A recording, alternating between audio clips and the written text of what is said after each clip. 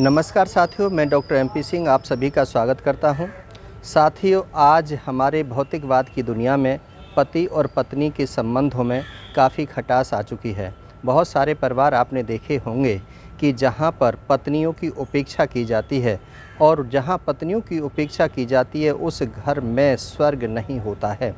स्वर्ग और नरक यहीं पर है।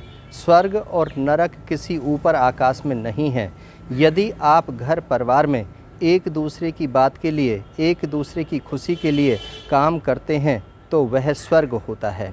जब एक पति के माता पिता एक कमरे में पड़े रहते हैं, उनके खाने पानी की व्यवस्था नहीं हो पाती है, या वो वृद्ध आश्रम में चले जाते हैं, या वो अपने दुख को पास पड़ोसियों से कहते हैं, तो उससे बड़ा कोई और नरक नहीं होता है।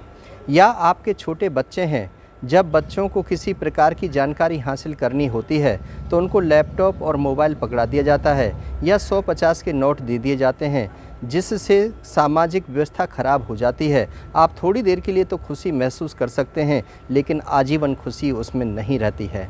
हमें ध्यान रखना चाहिए, जितनी देर पति और पत्नी एक दूसरे से अलग रहेंगे उतनी ही घर के अंदर तनाव पैदा होता चला जाएगा।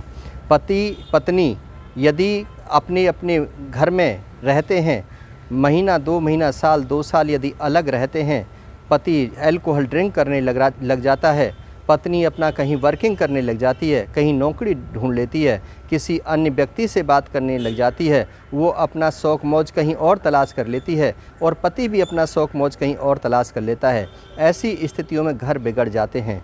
साथियों, मैं निवेदन करना चाहता हूँ कि घर को बनाना है तो पति और पत्नी एक ही कमरे में होने चाहिए, उनका बिस्तर भी एक होना चाहिए, कभी भी अलगाव नहीं होना चाहिए। यदि मतभेद थोड़ा होता है तो उसको 1 मिनट में सॉर्ट आउट कर लेना चाहिए।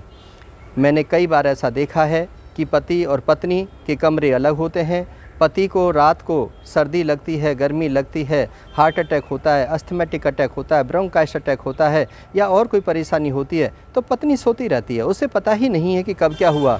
जब सुबह दरवाज़ा खुलता है तो पता चलता है कि वो आदमी तो मरा पड़ा हुआ था। फिर वो रोना पीटना रह जाता है कि हाय, मुझे तो इन्होंने बुलाया नहीं, मुझे तो उठाया नहीं। तो ये ऐसी दिक्कत क्यों आई? ऐसा पत्नी के साथ भी हो सकता है कि पति को ना पता चले, उसकी भी मौत हो सकती है। बहुत सारे ऐसे उदाहरण हैं कि जहां पर ऐसी मौतों को देखा गया है। साथियों, हमें एक दूसरे पर विश्वास करना चाहिए, भरोसा करना चाहिए। एक दूसरे के चरित्र पर हमें लांछन नहीं लगाना चाहिए। यदि हमें विश्वास अपनी पत्नी पर, यदि हमें उसके चरित्र पर विश्वास है तो हमारा घर स्वर्ग है। जहाँ पर हम उसके चरित्र पर विश्वास नहीं करते हैं, उसको दोषारोपण करते हैं, उस पर लांछन लगाते हैं, तो वह नरक है। क्योंकि कहीं ना कहीं हमारे दिमाग में वो चीज़ पैदा होंगी और उसको हम अपने शब्दों में लेकर के आएंगे, हमारे मन में वो घटित होंगी और उसी दृष्टि से हम उसको देखेंगे।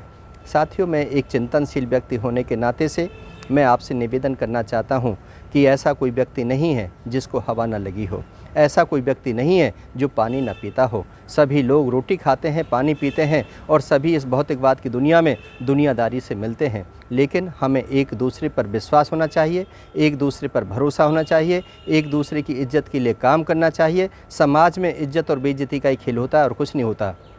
एक बार बेइज्जती होने के बाद वो कभी फिर वापस नहीं आती है। इसलिए उस बेइज्जती को ढकने के लिए, पर्दा डालने के लिए हमें उन सिद्धांतों पर कार्य करना चाहिए ताकि हमारे घर की इज्जत घर में रह जाए। एक बार घर की इज्जत बिगड़ने के बाद में उसमें हो सकता है बहुत सारे लोग, आपके रिश्तेदार, आपके चाचा, आपके ताऊ, आपके मित्र, आपके इष्ट, वो आपके घर में आते हों, किस मनसा से आपसे बात कर रहे हैं, कैसे आपके घर को ख़राब करना चाहते हैं, सोचना समझना तो आपको है ना। आप भी समझदार हैं, आप भी दिमागदार हैं। आपके पास ऐसा नहीं कि आप पागल हैं, आप बुद्धू हैं। आप सब कुछ समझते हैं कि कौन हमारे घर में किस नीति से आ रहा है, हमारा घर कैसे चलेगा, पैसा कहाँ से आएगा, हमारे बच्चों की परवरिश कहाँ से होगी, बच्चों की पढ़ाई लिखाई कैसे होगी, हम कैसे कर पाएंगे, कैसे उन्नति को हम प्राप्त कर सकते हैं, कैसे लक्ष्य को प्राप्त कर सकते हैं। इन सब बातों में सामंजस्य बैठाना है तो पति और पत्नी के साथ बैठ कर के एक दूसरे के दिल को जीतना है और एक अच्छा सा संदेश देना है। मुझे लग रहा है कि मेरी बातें आपको बहुत अच्छे तरीके से समझ में आ रही हैं।